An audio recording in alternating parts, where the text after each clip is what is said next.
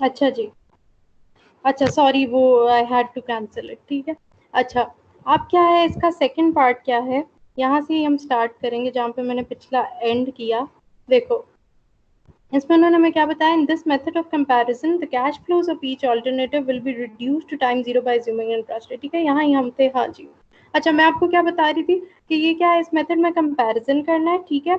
Alternative क्या है मैंने आपको बता दिया, ऑल्टरनेटिव्स क्या है, जिस तरह पीछे हमने एग्जांपल देखी है उसमें क्या है कि तीन उसको बताए उन्होंने कि बड़े पैसे हैं ऑर्गेनाइजेशन के पास, उसमें ह्यूज अमाउंट है, उसने तीन चीजों में से सेलेक्ट करना है, तो वो कौन सी करेगा, ठीक है। तो वो हर ऑल्टरनेटिव को क्या करेगा, ईच ऑल्टरनेटिव के कैश फ्लोज उसको पता है, हमें पता है उसको आउटले पता है, उसके अलावा रेवेन्यूज पता है, और टाइम स्पैन पता है कि वो कितने अरसे तक चलेगा, ये सब कुछ, ठीक है। वो क्या करेगा, उसको will be reduce to time zero by assuming an interest rate, ठीक है, बिल्कुल सिंपल चीज है, ठीक है। आगे मैं आपको जब समझाऊंगी तो आपको समझ आ जाएगा इसमें क्या करना है, ठीक है। अच्छा, तो क्या करना है कि हमने टाइम जीरो तक उसको रिड्यूस करना है और एक इंटरेस्ट रेट अज्यूम कर लेना है, ठीक है। अब हमने किया क्यों ये, ठीक है, किया इसलिए कि हमें जब हम उस सारे सारे को टाइम जीरो कर लेंगे तो हमारे लिए क्या हो जाएगा कि उनको कंपेयर करना आपस में इजी हो जाएगा, ठीक है। जिसमें आप देखो, एक आपके पास तीन चीजें हैं, एक जी मिल्क है, एक शुगर है, तो अब शुगर 1 kg है, मिल्क 1 लीटर है। अब दोनों चीजों में से आपके लिए बेटर क्या है, दोनों की अलग अलग प्राइसेस हैं, लेकिन आपको बेटर क्या पड़ता है वो देखने के लिए आप क्या प्रेफर करोगे कि दोनों के यूनिट्स को, अब देखो लीटर और केजी को आपस में कंपेयर करना इज नॉट इजी। अगर होता है एक चीज आपको 1 kg मिल रही है, दूसरी चीज 2 kg मिल रही है, तो सिंपल था कि जो 2 kg ज्यादा अगर कम कॉस्ट पे पड़ रही है तो आप ले लो। लेकिन क्या है, जब डिफरेंट यूनिट्स होते हैं तो मसला होता है। तो यहाँ पे उन्होंने किस तरह बताया कि अब जो मिल्क या शुगर है उसका क्या करेंगे, कोई एक यूनिट सेलेक्ट कर लेंगे, उसको कन्वर्ट कर लेंगे और कंपेयर कर लेंगे, जो कि ज़्यादा ईजी होगा। तो यहाँ पे भी यही है कि हर ऑल्टरनेटिव को आपने टाइम जीरो पे ले आना है और उस पर एक इंटरेस्ट रेट लगा के उनको आपस में कंपेयर कर लेना है, ठीक है। अच्छा, अब क्या है, then depending on the type of the decision the best alternative will be selected, जो भी बेस्ट होगा वो सेलेक्ट होगा, ठीक है, जब हम आपस में कंपेयर करेंगे इनकी प्रेजेंट वर्थ अमाउंट्स को, ठीक है। अब हम आगे क्योंकि present worth method of comparison है, तो जैसे भी हम उनकी प्रेजेंट वर्थ निकालेंगे बिल्कुल सिंपल तरीके से, आपने टाइम वैल्यू ऑफ मनी पढ़ा हुआ है, उसमें आपने प्रेजेंट वर्थ और फ्यूचर वर्थ निकालना सीखी हुई है, तो बिल्कुल सिंपल है ये सारा, ठीक है। नीचे आप जब देखेंगे तो आपको पता लगेगा, मैं अब तो करती हूँ नीचे। अच्छा, the sign of various amounts at different points in time in a cash flow diagram is to be decided based on the type of decision. यहाँ पे अब एक बात समझो, ये क्या कह रहे हैं कि जो डिफरेंट पॉइंट्स है, डिफरेंट चीज़ों के जो भी आप फॉर्मूला में साइन यूज करोगे, वो डिपेंड करता है कि आप कौन सा डिसीजन ले रहे हो, कौन सा कैश फ्लो ले रहे हो, ठीक है। अब इसका क्या मतलब है, देखो, दो तरह की कैश फ्लोज हैं, ये मैंने उनका कंपैरिजन बता दिया, मैं आपको पहले यहाँ से बता दूं, फिर मैं आपको वहां से कंपैरिजन बताती हूँ। दो तरह के कैश फ्लोज हैं, एक है रेवेन्यू डोमिनेटेड कैश फ्लो, ठीक है, और अगला है कॉस्ट डोमिनेटेड कैश फ्लो। अब इन दोनों का कंपैरिजन, एक क्या कंपैरिजन होता है कि आप रेवेन्यूज देख लो, ठीक है, वो कंपैरिजन अलग होता है। एक क्या होता है कि आप कॉस्ट के जरिए प्रेजेंट वर्थ देख लो, ठीक है, कि कॉस्ट देख लो सबसे कम किसकी, उसके जरिए प्रेजेंट वर्थ निकालो, तो कंपैरिजन कर लो। अब इन ये दो डिफरेंट चीजें हैं, जब इनका फॉर्मूला यूज होगा तो दो डिफरेंट तरीके से होगा। वो कैसे होगा, इन्होंने क्या कहा कि अगर आप cost dominated cash flow use करोगे, कॉस्ट डोमिनेटेड, रेवेन्यू नहीं, ठीक है, तो कॉस्ट डोमिनेटेड में आपने क्या करना है कि जो भी आपकी कॉस्ट्स हैं फॉर्मूला में, उनको आपने पॉजिटिव साइन देना है, प्लस देना है। क्यों, क्योंकि आप क्या कर रहे हो, कॉस्ट डोमिनेटेड कैश फ्लो है। पॉजिटिव क्यों देना है, नेगेटिव क्यों देना है, ये मैं आपको अभी बताती हूँ। दूसरी चीज हम देख लेते हैं, देना किसको है नेगेटिव। और जो भी प्रॉफिट, रेवेन्यू, रेवेन्यू क्या होते हैं, जो पैसे हमें आ रहे होते हैं। कॉस्ट को आउटफ्लो क्यों कहते हैं, क्योंकि आप पैसे लगा रहे हो, कॉस्ट आपको पड़ रही है, आप पैसे दे रहे हो, तो ये आउटफ्लो है। अगर आपको प्रॉफिट हो रहा है, आपके पास पैसे आ रहे हैं, जो रेवेन्यू है वो पैसे आपके पास आ रहे हैं। सैलवेज वैल्यू क्या थी, रीसेल वैल्यू, अगर आप कोई भी चीज बेचते हो, सेल करते हो, तो आपके पास पैसे आएंगे, ये सारे क्या इनफ्लोज, पैसे आ रहे हैं। जब कॉस्ट डोमिनेटेड कैश फ्लो होगा ना, तो आउटफ्लोज के साथ यानी कॉस्ट के साथ पॉजिटिव साइन लगाओगे, इनफ्लोज के साथ, इन सारी चीजों के साथ आप क्या लगाओगे, नेगेटिव साइन लगाओगे। क्यों लगाओगे? देखो हम कर रहे हैं कॉस्ट डोमिनेटेड कैश फ्लो, ठीक है। अब इसमें हमारे लिए जो इम्पोर्टेंट चीज़ है वो देखनी है कि हमें कॉस्ट कितनी पड़ रही है, ठीक है, कॉस्ट कितनी आ रही है। तो जो जो हमें कॉस्ट पड़ी है वो हम प्लस करते जा रहे हैं, ठीक है, ताकि हम ऐड करते जाए और देखें हमें कॉस्ट कितनी पड़ रही है, ठीक है। और जो भी हमें फायदा हो रहा है, प्रॉफिट या रेवेन्यू, उसको हम माइनस कर देंगे, निकाल देंगे। अभी उसको हम नहीं देखेंगे, क्यों? क्योंकि हम कॉस्ट डोमिनेटेड कैश फ्लो कर रहे हैं जिसमें हमें ज्यादा इंटरेस्ट कॉस्ट पे है। तो कॉस्ट वाइज सारी चीजें पॉजिटिव करेंगे, बाकियों को क्या करेंगे, नेगेटिव करेंगे, ठीक है। दूसरा क्या है, रेवेन्यू डोमिनेटेड कैश फ्लो। ये क्या होता है, एक सेकंड मैं चेक कर लूं, सॉरी रिकॉर्डिंग हो रही है, हाँ जी हो रही है। अच्छा, revenue profit dominated cash flow क्या है, इसमें उसी का ऑपोजिट होगा। इसमें क्या होगा कि क्योंकि आप रेवेन्यू देख रहे हो कि सबसे ज्यादा आपको किससे मिलता है, तो आप जो भी प्रॉफिट या रेवेन्यू या सैल्वेज वैल्यू होगी, जो इनफ्लोज हैं, जो पैसे आ रहे हैं, उनके साथ क्या साइन लगाओगे, पॉजिटिव। और जो आउटफ्लोज हैं, जो कॉस्ट है जो आपकी लग रही है, उसके साथ आप लगाओगे नेगेटिव। जो भी कॉस्ट पड़ी है उसको इस कैलकुलेशन में से हम माइनस कर देंगे, क्योंकि अभी हम रेवेन्यू में इंटरेस्टेड हैं, ठीक है। ये हो गया। तो ये दो कंपैरिजन थे। इनमें एक और बात क्या है, ठीक है, ये मैंने जो बनाया है ना, ये इस सारे की समरी है। ये पहले मैं आपको बता दूं, फिर मैं समरी बताती हूँ। In case the decision is to select the alternative with the minimum cost, then the alternative will be the least present worth. अब वो क्या कह रहे हैं कि जब आप कॉस्ट वाला यूज करोगे ना, कॉस्ट डोमिनेटेड, तो हमेशा हम क्या चाहते हैं, हम चाहते हैं कॉस्ट क्या हो, मिनिमम हो। इसलिए जब हम कंपेयर करेंगे प्रेजेंट वर्थ के जरिए, जो कि हमारे चैप्टर का नाम है, जो कि हमारा मेन पर्पस है, प्रेजेंट वर्थ वैल्यूज जब सब ऑल्टरनेटिव्स की निकालोगे, उनको कंपेयर करोगे, तो उसमें जो सबसे लीस्ट आएगी ना, क्योंकि आपने कॉस्ट डोमिनेटेड के तरीके से उनको आपस में कंपेयर किया है, तो आप हमेशा मिनिमम कॉस्ट चाहते हो। तो जो लीस्ट प्रेजेंट वर्थ आएगी वो आप सेलेक्ट करोगे कि हाँ, इस प्रोजेक्ट को, इस ऑल्टरनेटिव को हम सेलेक्ट करेंगे। ऑन द अदर हैंड, अगर आप डिसीजन ले रहे हो through revenue dominated cash flow, ठीक है, रेवेन्यू, तो आप, हमें पता है रेवेन्यू हम क्या चाहते हैं, मैक्सिमम प्रॉफिट या रेवेन्यू हम मैक्सिमम चाहते हैं। इसलिए इनकी जो प्रेजेंट वर्थ वैल्यूज निकलेंगी ना, उसमें जो मैक्सिमम जिसकी होगी वो सेलेक्ट करोगे। अब आपने देखा पीछे जो कॉस्ट वाला था, उसमें जिसकी सबसे कम थी प्रेजेंट वैल्यू, आपने कहा कि जी ये, आपको कोई भी एमसीक्यू आता है, कुछ भी आता है, ध्यान रखना है कि आप क्वेश्चन देख रहे हो कि जी ये कॉस्ट वाला है, तो अगर मैं आपको ऑप्शंस देती हूँ 17,000, 20,000, 22,000, which one is the best, तो ऑब्वियसली जिसकी लीस्ट प्रेजेंट वर्थ होगी यानी 17,000 वो बेस्ट होगा। लेकिन अगर कहीं जो स्टेटमेंट है उसमें मैंने लिखा हुआ है कि ये प्रॉफिट के जरिए से या रेवेन्यू वाले डोमिनेटेड के जरिए कैलकुलेट हुआ है, अब कौन सा बेस्ट है, फिर आप कौन सा सिलेक्ट करोगे, जो मैक्सिमम होगी। यानी अगर यही वैल्यूज लें 17, 20, 22, तो जो 22,000 है मैक्सिमम प्रेजेंट वर्थ है वो बेस्ट होगा, और आप वो वाला प्रोजेक्ट क्या करोगे, सेलेक्ट करोगे, ठीक है। ये मैंने सिंपल इसकी बना दी थी आपके लिए कंपैरिजन। एक है कॉस्ट फ्लोज अगर देखो, और एक क्या है अगर रेवेन्यू वाला देखो, ठीक है। कॉस्ट जो भी होंगी, कॉस्ट की एग्जांपल क्या आगे फॉर्मूला में यूज हो रही है, जिसमें आप जो प्रेजेंट वैल्यू है आप पे कर रहे हो ना, उसके साथ प्लस आएगा, क्योंकि वो आपको कॉस्ट की तरह पड़ी, आप पे कर रहे हो। और बाकी भी जो फॉर्मूला में कॉस्ट आएंगी उनके साथ प्लस आएगा, ठीक है, क्योंकि आप कॉस्ट डायग्राम वाला चेक कर रहे हो। रेवेन्यूज में अगर फॉर्मूला में सैल्वेज वैल्यू आई है यानी कि रीसेल, तो वो पैसे आपको मिल रहे हैं, रेवेन्यू आपको फायदा हो रहा है, उसके साथ क्या आएगा, नेगेटिव साइन, क्योंकि कॉस्ट वाला है। ये पीछे मैं आपको कोई चीज बता चुकी हूँ। और इसमें आपने प्रेजेंट वर्थ कौन सी लेनी है, लीस्ट वाली।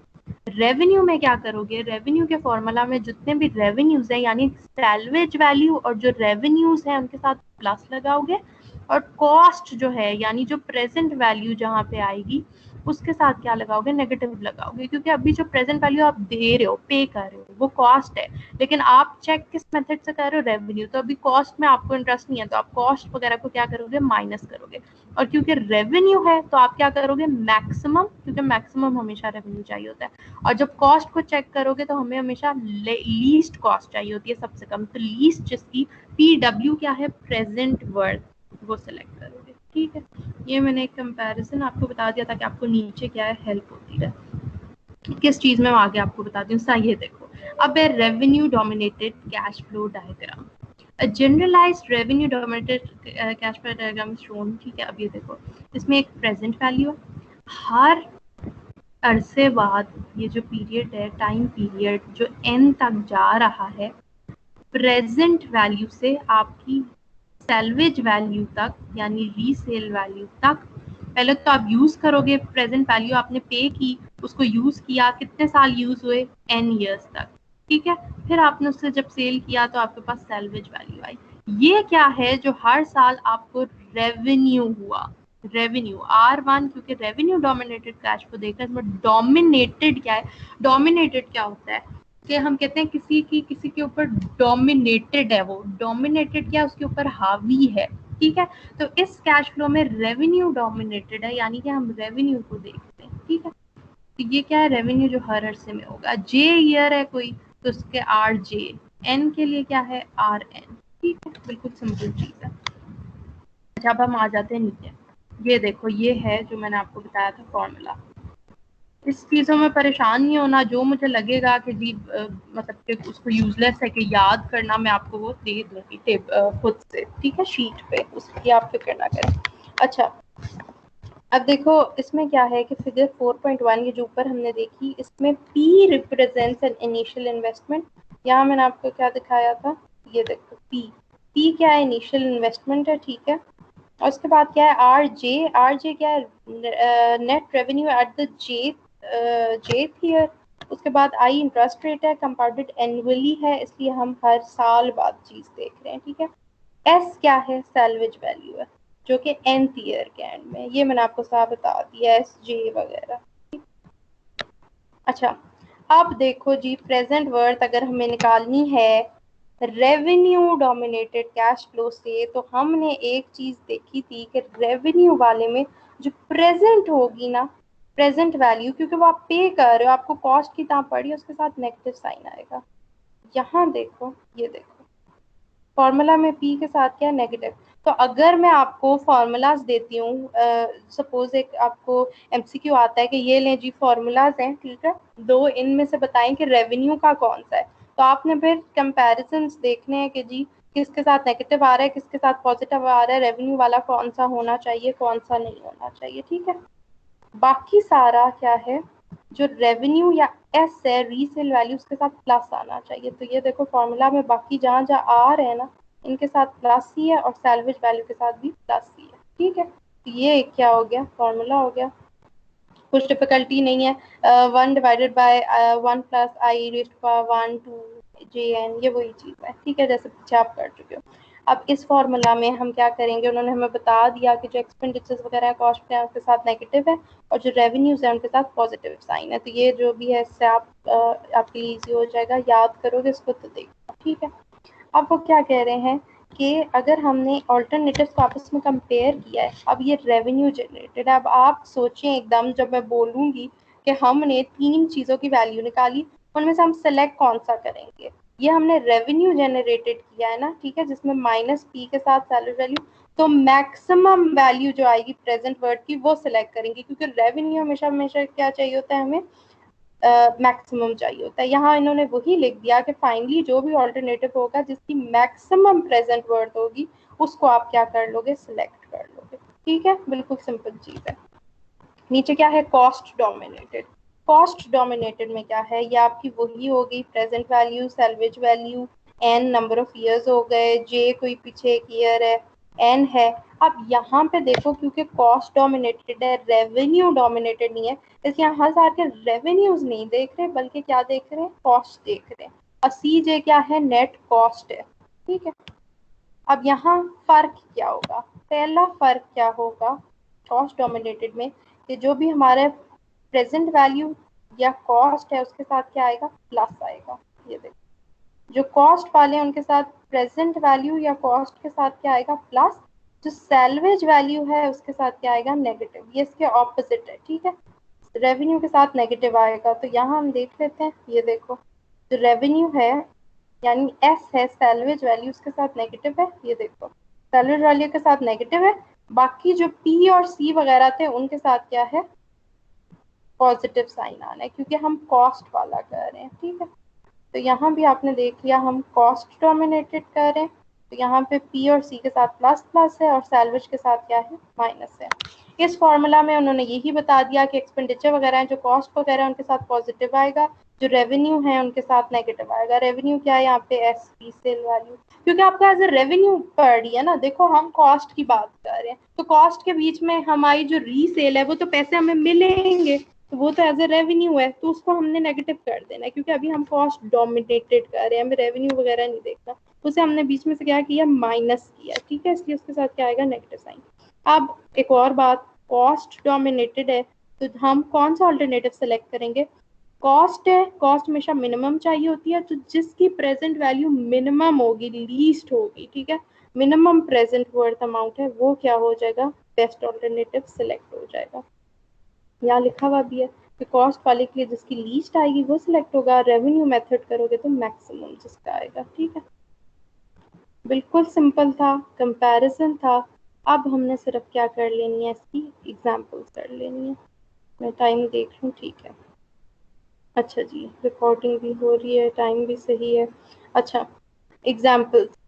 In this section, the concept of present worth method of comparison applied to the selection of the best alternative is demonstrated with several illustrations. ठीक है जी, हमने बस बता दिया नीचे क्या हो रहा है, प्रेजेंट वर्थ मेथड से कंपैरिजन हो रहा है, जिसमें हम देख रहे हैं कि बेस्ट ऑल्टरनेटिव हम सिलेक्ट कर रहे हैं। ठीक है, अब देखो सबसे पहले एग्जाम्पल नंबर 1 है कि एक इंडस्ट्री है अल्फा इंडस्ट्री, और वो प्लान कर रही है कि वो अपना प्रोडक्शन ऑपरेशन क्या करे, एक्सपैंड करे। ठीक है, अब उसके पास 3 डिफरेंट टेक्नोलॉजीज हैं जो कि उसका गोल मीट कर सकती हैं, वो कौन सी सेलेक्ट करेगा, the initial outlay and annual revenues वगैरह सब गिवन है। देखो इधर रेवेन्यूज गिवन है, तो आपको क्या लगता है कि हम रेवेन्यू डोमिनेटेड देखेंगे या cost.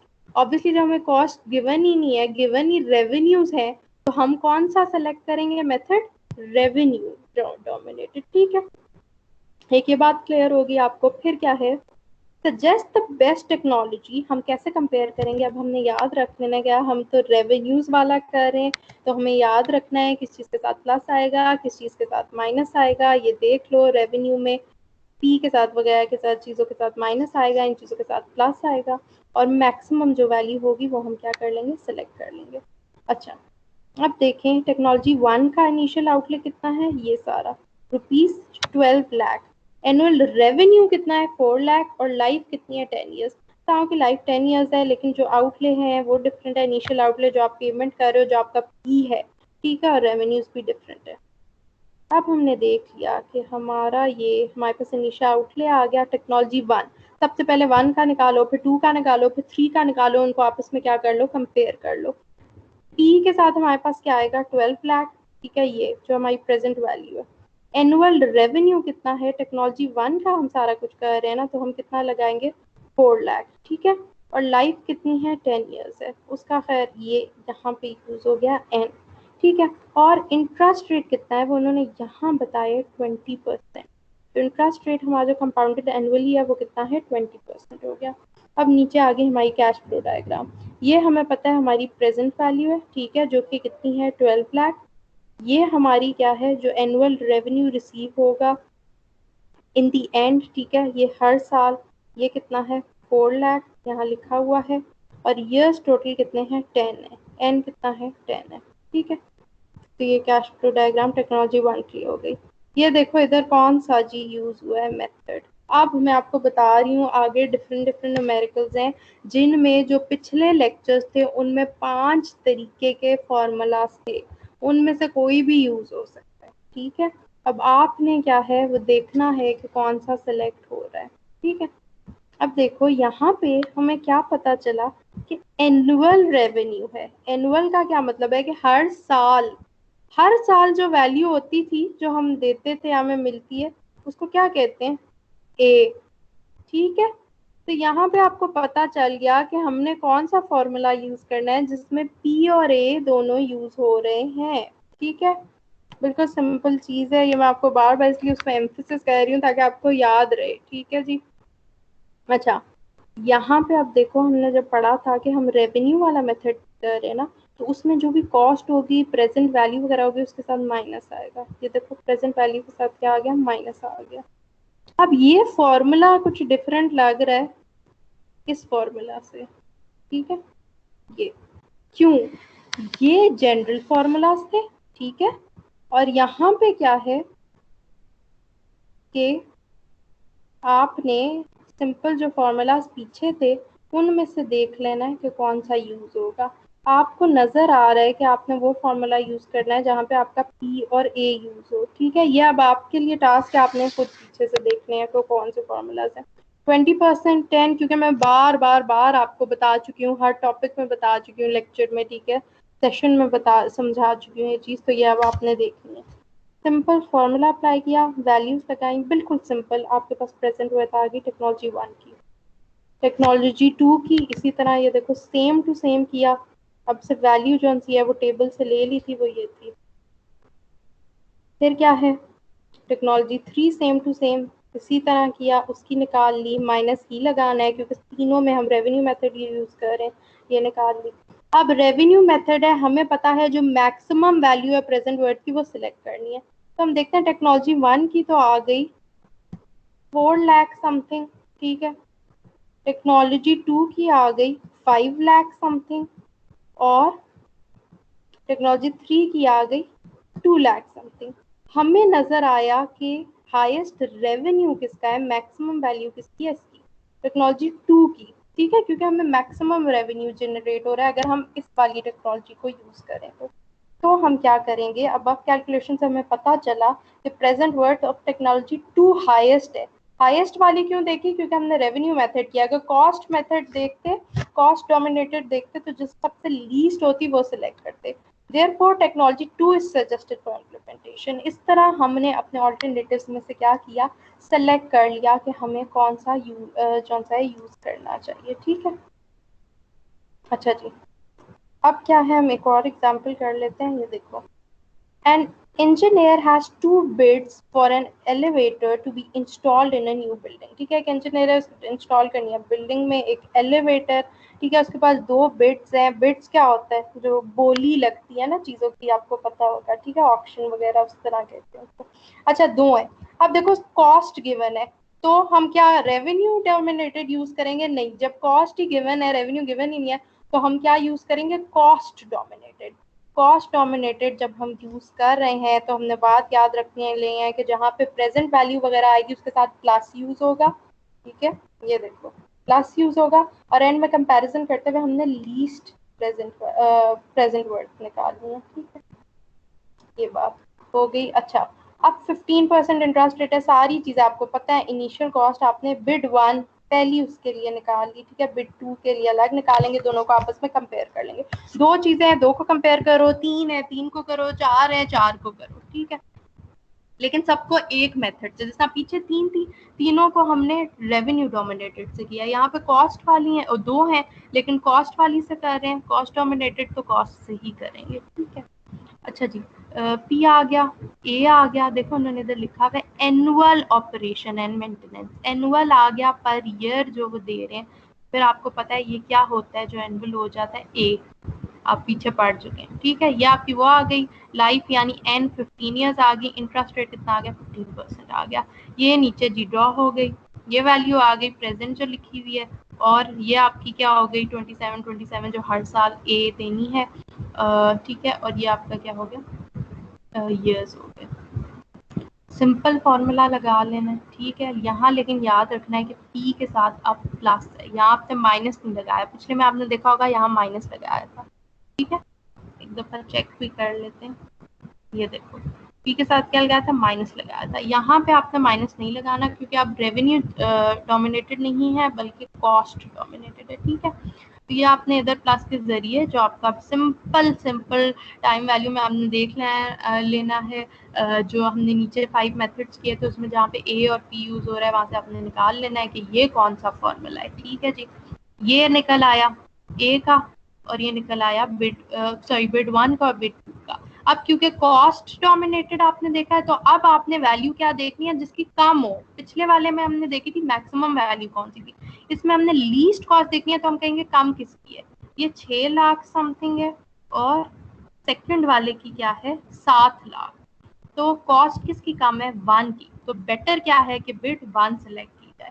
Total present worth cost of bid 1 is less, hence bid 1 is selected for implementation. तो एलिवेटर फ्रॉम क्या होगा, this elevator from Alpha Elevator Inc is to be purchased and installed in the new building. ठीक, ये इन्होंने नाम असल में लिख दिए हैं, जिस तरह बिड 1 जो था वो कौन दे रहा था, अल्फा एलिवेटर दे रहा था, और जो 2 था वो कौन दे रहा था, बीटा एलिवेटर दे रहा था। तो आप बस बिड 1 बिड 2 बेशक कह लो या ऐसे कह लो। तो हमें पता चला कि ज्यादा हम कॉस्ट वाला मेथड कर रहे हैं ना, तो हमने देखना है कम कॉस्ट किसकी आई है, कम कॉस्ट किसकी आई है 1 वाले की, तो हम क्या सिलेक्ट करेंगे 1 वाला सिलेक्ट करेंगे। ठीक है जी।